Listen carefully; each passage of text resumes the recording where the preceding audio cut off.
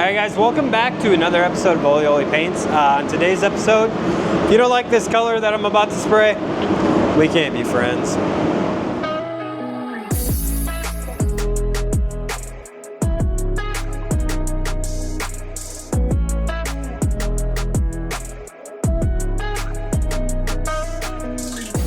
Alright, and like I said, this color, I'll show you it in a second. One of my favorite colors that's out now. This is a 2023 Toyota Tundra. I'm doing a bedside bumper cap, and then I got to spray the fuel door as well. So let's take a look at the job itself. Here is the bedside, and yes, these are bolt-on bedsides, much like the Tacomas past years. These just bolt on. This is a raw plastic bumper cap for the same vehicle. And then I've got the fuel door over here. But this right here is the color, okay? Dark blue pearl. This is Blueprint. Now I know you can't really tell. We'll take a good look at this color once I actually get this sprayed. But basically guys, I'm gonna do it just like last time. I'm gonna put you guys on my helmet and we're gonna do a voiceover and just kind of hang out and explain what I'm doing, why I'm doing it, so on and so forth. So let's get right into it. Hey guys, welcome back to another voiceover. These are kind of fun, honestly. I'm going to show you guys a little bit of a different process with this Ultra 9K base coat. I talked to a good buddy of mine, Jeffrey Reese, and Nick Lindy from Sherwin. Well, he used to be with Sherwin. He was with 3M now. But I was talking to them just about like blotchiness issues and what I can do to resolve them. And this was Jeffrey's recommendation. He basically told me to grab my DV1, put the 1.4 nozzle in it, and shoot my base, like my coverage coats, at 19 PSI, and then drop it to like 12 to 14 for a control. And I'm doing all of this wet on wet. So my coverage coats that you're seeing me spray right now are going to be sprayed wet on wet, about a coat and a half. And this is all over black sealer. But spraying wet on wet typically leads to a pretty smooth finish in the first place, because this half coat, if you aren't paying attention, this is farther backed off the panel. So it's kind of like a pre-orientation coat, right? So then when I get to that control coat, I'm just finishing it off, right? So it's gonna look very, very, very smooth right before I control coat it.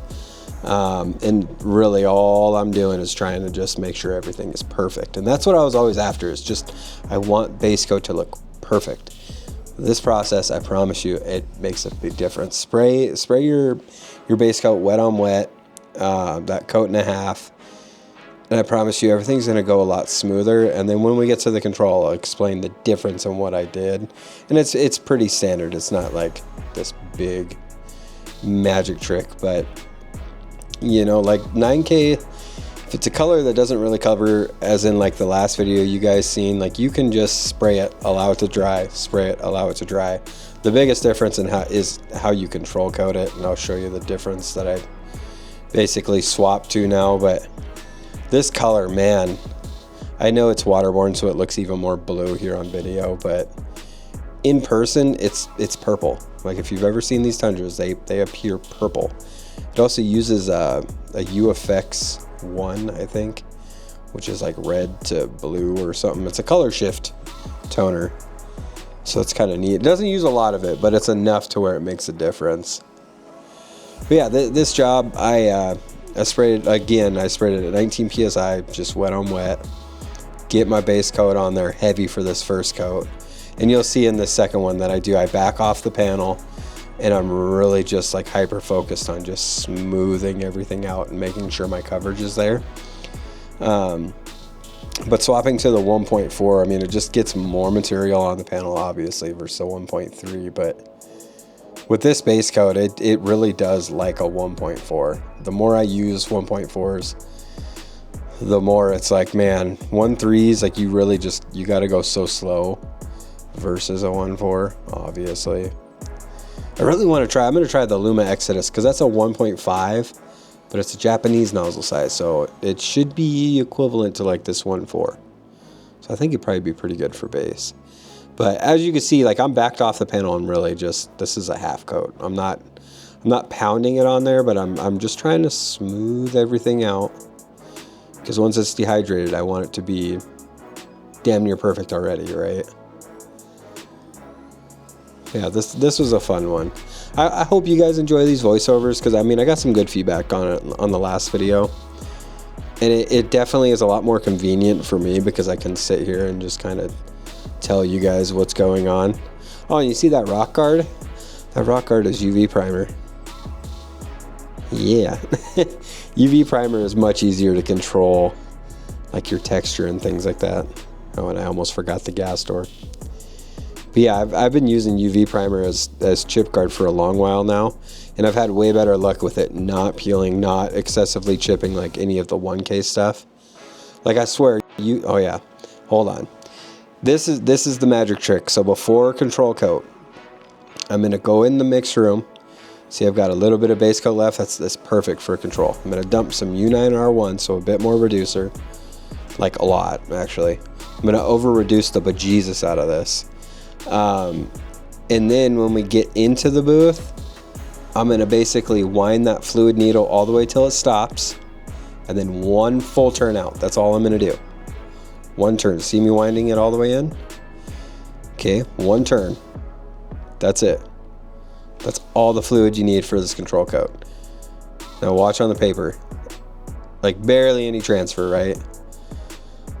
So I'll get this good and dehydrated, and then we'll go ahead and control coat it. But basically the trick here is you do not want this control coat to wet out at all.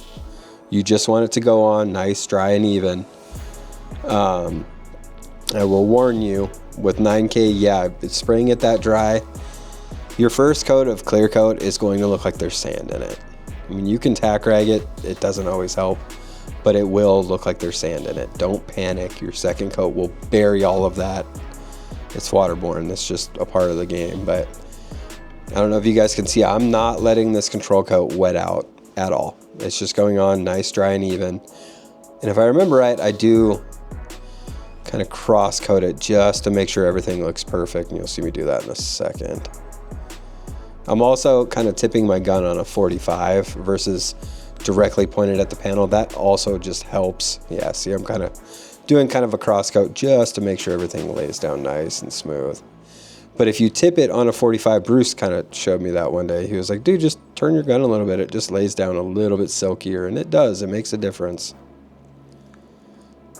Yeah, see how nice and silky that is? And like I said, that first coat of clear, it may look a little rough. Just a little bit. But I promise you, in that second coat, it'll be fine. It is much better than having any kind of mottle or blotchiness. So I did a BMW right after this, just like a little spot repair. And it worked like a dream. Like, blends were perfect. Everything just came out beautiful. So definitely just over reduce it quite a bit and choke your gun. Like, I was talking to Nick about this earlier, our rep that was showing me this process, and he was like, yeah, I can't trigger it. You see how nice and silky it is. Yeah, he can't trigger it, and like, it's easier just to choke the gun and restrict the amount of paint. And here we're gonna color check it, Milwaukee light. If you don't have one of these Milwaukee lights and you're a Milwaukee guy, just get one. If you already have M12 batteries, it is so good. I just leave it in the booth all the time. Honestly, I don't remember the last time I changed the battery in it, to be completely honest with you. But I don't know if you guys can see on video, this color is legit purple. But yeah, the cool part about these Milwaukee lights is like all the color temp settings. So I'll run through them right here, yeah. You get all the different color temperatures. Like, that really does make a difference, because the yellow, you can see kind of what it looks like at sundown, and then obviously cycle through all the lights. And for clear coat, obviously DV1, clear, 1.3. You guys have seen me use this a bunch of times. Set it about 19 to 20 PSI. CC250, I believe I used US4. Warm temp reducer in this one. This first coat of clear, I don't think so much on this bumper, but on the bedside did look a little bit grainy. I don't think you're going to be able to tell on this GoPro video, but again, just doing your control coats that dry, like it will appear kind of grainy, but it's not the end of the world. Second coat always buries it. And I think, honestly, on this bedside, I only had 2 teeny tiny nibs that I polished out. Everything else was super duper clean. And again, if you have one of these DV1 clears, give it a second shot. A lot of guys bought these and then tried to spray them at like 30 pounds. And then, you know, it's not a fast gun already, so if you over atomize at 30, it makes it even slower. So drop it down to 19 and try that again. If it's a thinner clear, go even further, go to like 16. I promise you didn't waste your money. When you spend the time with this gun, you'll see at the end of this video, when you spend some time learning it, it's worth it. It sprays really, really, really nice. Yeah, I'm just, you know, vibing, getting my clear coat on. Probably listen to Dateline NBC or something. I listen to a lot of true crime. I don't know about you guys, but I need something other than just music during the day. Yeah, this is honestly like the best part of any job, is like shooting clear on it. And it's always like the scariest part, because you're like, okay, I think my blend looks great. I think it looks awesome. You clear it and you're like, is it gonna pass? I've had that happen with this base way too often. I think this process, doing everything wet on wet and that super dry drop coat, is gonna fix a lot.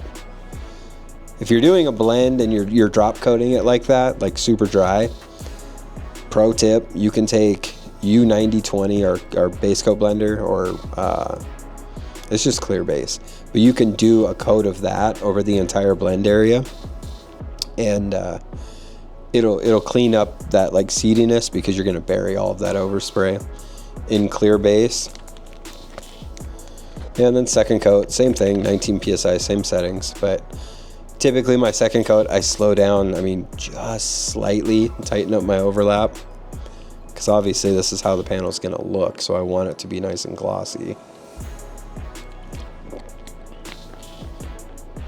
But yeah, this gun, I don't know if you guys can tell in video, but it just works so well. And I apologize that the white balance is bouncing around. I had to reset my GoPro, because it first off wasn't working with my microphones, and now again it's not working with my microphones, and I forgot to set the pro like manual mode or whatever, so I didn't set the white balance, it's set at auto. Anytime you're in a spray booth, that's like, sometimes like right now the white balance is correct, and then it bounces to like green, then it bounces to yellow, and it just gets all over the place, so I apologize for that. Yeah, second coat, like I said, I just slow down just ever so slightly and really just let stuff melt together. And we're just about out of time for this voiceover, so thank you for hanging out with me. Again, you guys, thank you for the feedback. It's been fun, man. And it's growing, and I appreciate every single one of you. So I'll leave you with this. And yeah, that's a job done right here.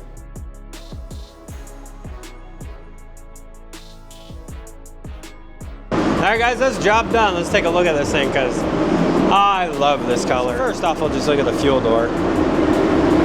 See how purple that is? This also uses UFX 1, which is like a color change pearl, which is pretty neat. But it all came out super glassy. I did tip the bedside just so it flowed and I didn't get any sags in it, because I did spray this thing relatively slick. But it came out pretty dang clean. Don't really have a whole lot to polish on this one. Yeah, boy. It came out really, really nice. This color though, absolutely beautiful. I hope you guys enjoyed this one. These kind of voiceover videos are definitely a lot easier for me to make, because then I can just get the job done and you guys can just see in real time what I'm doing. I don't have to stop, pause, do all that. So if you guys like this video, make sure you hit that like, consider hitting the subscribe button, that would be cool. We're growing rapidly on this channel. maybe we'll do a giveaway soon. I'm gonna work that out. We're gonna do a giveaway at some point. Maybe when we hit 10,000 subs, we'll do a giveaway, all right? But anyway, products, tools, things that you see on this channel can be found down in the description of this video. I hope you guys have a beautiful week, and I'll see y'all on the next one.